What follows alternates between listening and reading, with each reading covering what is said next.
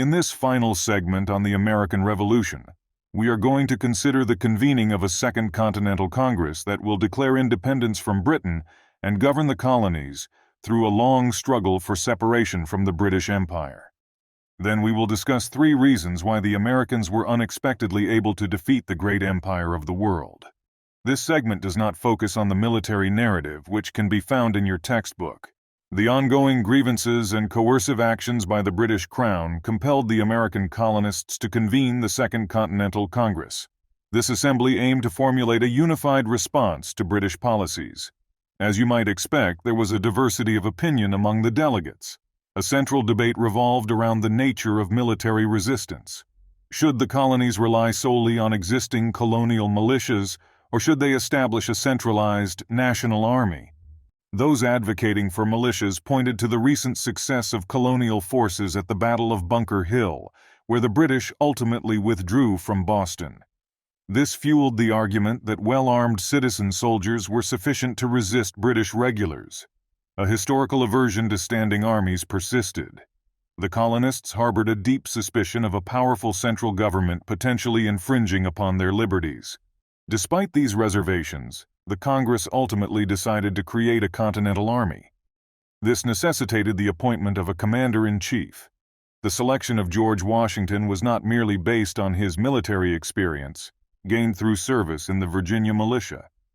It's important to remember that Washington resigned his commission due to frustrations with the British command structure. Washington's Virginian background also played a crucial role in his selection. John Adams, a key advocate for Washington, hailed from Massachusetts, one of the most populous colonies. The other major colony was Virginia.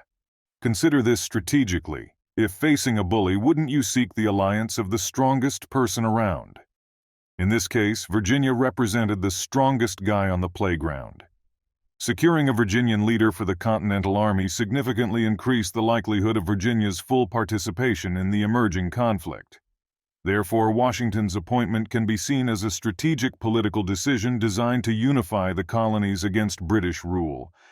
Within the Continental Congress, a fundamental ideological divide emerged between radicals and conservatives. Radicals, like John Adams and Thomas Jefferson, advocated for a complete break from Great Britain through a Declaration of Independence. Conversely, conservatives, exemplified by John Dickinson, sought reconciliation with the Crown. Dickinson, a prominent Pennsylvanian farmer and author of Letters from a Farmer in Pennsylvania, believed accommodation with British demands was still possible. Public opinion at the time likely leaned against independence. The very notion of severing ties with the British Empire seemed radical and impractical. Imagine, if you will, the idea of San Diego declaring independence from California. The idea would be ridiculed. Similarly, the colonists viewed complete autonomy from Britain as an unthinkable proposition. However, the tide of public opinion began to shift with the publication of Thomas Paine's influential pamphlet, Common Sense.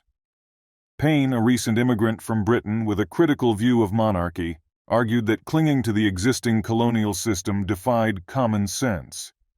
He highlighted the oppressive nature of British rule and America's vast potential as an independent nation. Common Sense resonated deeply with the colonists, articulating a growing sentiment of disillusionment with British governance and a burgeoning desire for self-determination. This surge in popular support for independence ultimately paved the way for the drafting and adoption of the Declaration of Independence by the Continental Congress. In the protracted conflict that marked the American Revolution, spanning from roughly 1775 to 1783, the odds were often stacked against the American colonies. Despite facing numerous setbacks, the colonists ultimately succeeded in securing their independence from Great Britain. This remarkable achievement can be attributed to several pivotal factors, which, though simplified here for brevity, are crucial for understanding the dynamics of the conflict. Firstly, the leadership of George Washington played an instrumental role in the American victory. Unlike conventional generals of his time who might capitulate following a defeat, Washington adopted a strategy of tactical retreat and resilience. After losing battles, he would withdraw his forces only to regroup and confront the British another day. This approach defied traditional military norms, effectively preventing a decisive British victory. Even when the British captured Philadelphia, the American capital at the time, the conflict did not end as expected. The American government simply relocated, and the fight continued. Washington's persistence and unconventional tactics ensured that the American spirit of resistance remained unbroken. Secondly, the alliance with France was a turning point in the war.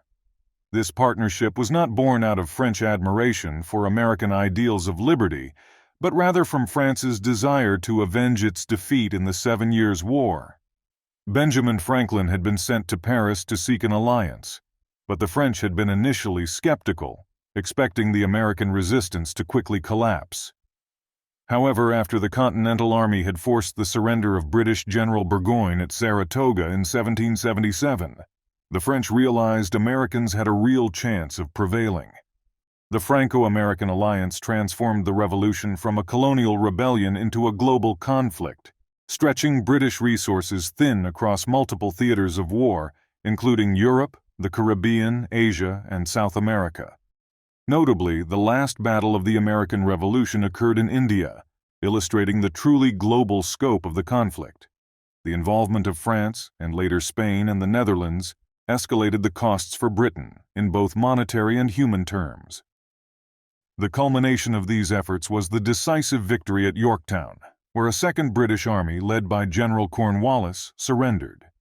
This defeat, following the earlier loss at Saratoga, which had directly led to the French alliance, severely undermined British resolve. The political fallout in Britain was significant, leading to calls for peace and negotiations with the Americans. The eventual peace treaty, while delayed in its finalization, marked the end of hostilities and the recognition of American independence. An interesting historical footnote to these negotiations is the absence of British representatives in the Portrait Commission to commemorate the peace talks, a testament to British humiliation and disapproval of the outcome. This artwork, titled American Commissioners of the Preliminary Peace Negotiations with Great Britain by Benjamin West, symbolizes the American triumph and British reticence to publicly acknowledge their defeat. The painting is now hanging at the home of John Adams at Peacefield in Quincy, Massachusetts. The American Revolution's successful bid for independence provides a historical precedent for other asymmetrical conflicts, where a seemingly weaker power overcomes a formidable adversary. A notable example from the latter half of the 20th century is Vietnam, where local forces managed to outlast the military and political will of a much stronger foreign power, the United States. This parallel underscores a recurring theme in history. The determination and resilience of a people fighting for their independence can overcome even the most powerful of empires, a lesson that resonates through the ages. We will see in a later lecture how this example encourages the Confederacy in the Civil War. Please proceed to answer the questions in the assignment on Canvas. If you have any questions, you can post them in the open forum discussion or contact the professor using Canvas email.